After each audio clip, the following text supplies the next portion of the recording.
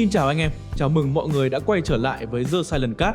Hôm nay tôi sẽ đưa anh em đến với một tựa game sinh tồn kinh dị cực kỳ bí ẩn, nơi sông suối. Đại dương không chỉ đáng sợ vì bóng tối, mà còn vì những thứ đang chuyển động bên dưới mặt nước. Trong game, tôi sẽ vào vai Malcolm, một người đàn ông tỉnh dậy giữa vùng biển hoang tàn sau khi dường như đã dính phải một lời nguyền bí ẩn. Không ai biết chuyện gì đã xảy ra, không ai biết nơi này là đâu, chỉ biết rằng ngoài kia đang tồn tại những con quái vật khổng lồ và một dịch bệnh có thể biến con người thành thứ dị dạng. Và nhiệm vụ của tôi là phải sống sót, sửa con thuyền duy nhất còn hoạt động, rồi khám phá bí mật đang bị chôn vùi giữa vùng chết này. Nghe thôi đã thấy căng rồi, nên giờ thì chúng ta bắt đầu luôn nhé. Chào mừng anh em đến với tựa game Red Moon.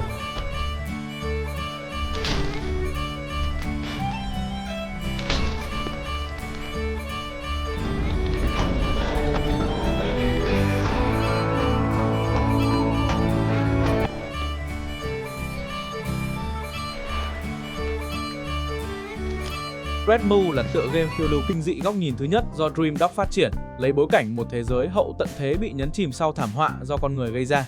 Người chơi điều khiển một ngư dân di chuyển bằng tàu đánh cá qua những vùng đầm lầy mục nát và các khu định cư còn sót lại để câu cá, thu thập tài nguyên, nâng cấp thuyền và chế tạo trang bị sinh tồn. Game kết hợp cơ chế câu cá theo kỹ năng, quản lý kho đồ, khám phá crafting và chiến đấu thời gian thực với các sinh vật đột biến xuất hiện cả dưới nước lẫn trên đất liền. Không khí của game mang màu sắc Lovecraft với phong cách u ám, nhiều bí ẩn và cảm giác cô lập.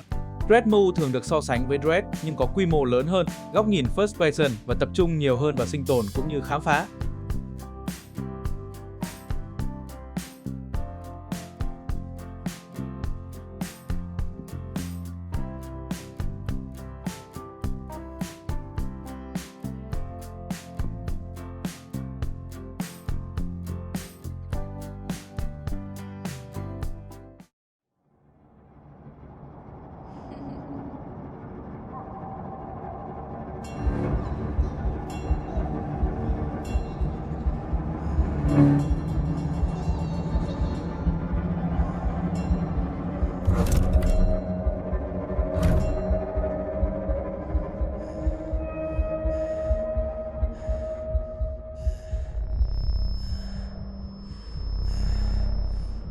Tỉnh dậy giữa một vùng đất xa lạ, đầu óc đau như bị ai lấy búa nện liên tục.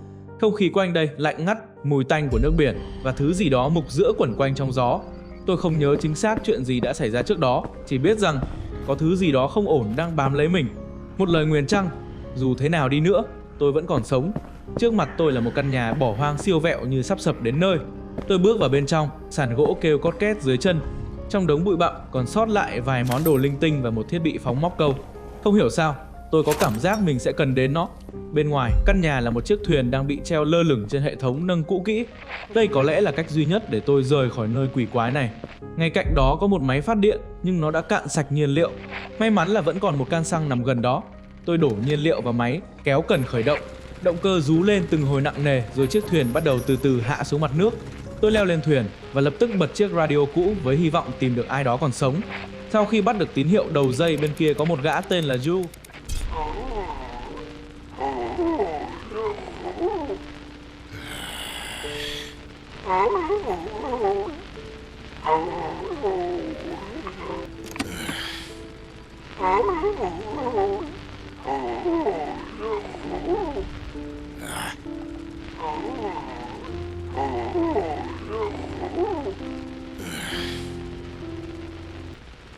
Hắn bảo muốn đi tiếp phải mở cánh cổng, nhưng chưa kịp nói hết thì radio đã hết pin.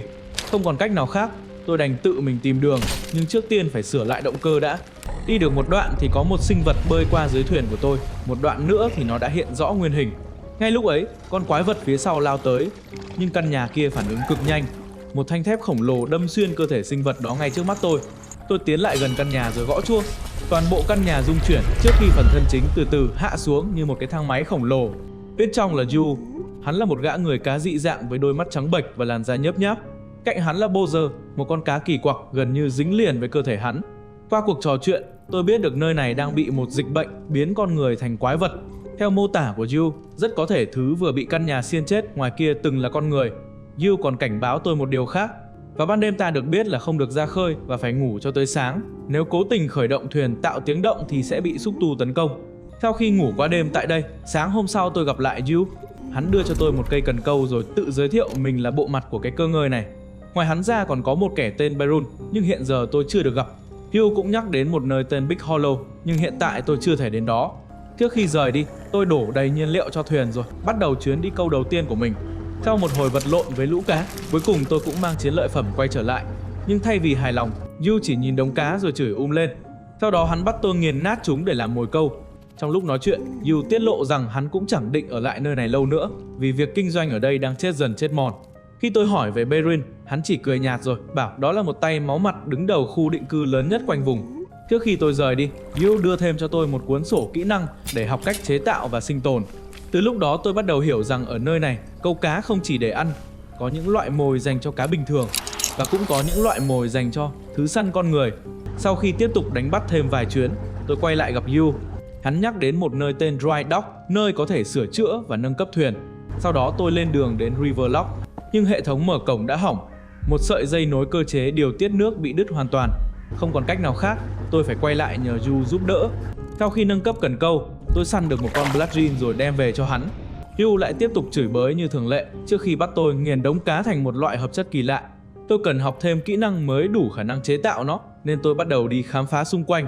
Trong lúc lục lọi đống đổ nát, tôi tìm được khá là nhiều vật phẩm hữu ích và cả một cái xác đã biến đổi. Nó từng là con người, ít nhất tôi nghĩ vậy. Mải mê tìm kiếm, tôi quên mất thời gian. Khi nhận ra thì trời đã tối đen. Tôi vội khởi động thuyền. Ngay lập tức mặt nước nổ tung. Một chiếc xúc tu khổng lồ trồi lên ngay cạnh thuyền. Và rồi,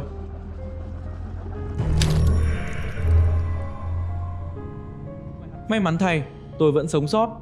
Nhưng tôi không dám ra khơi nữa cho tới khi trời sáng.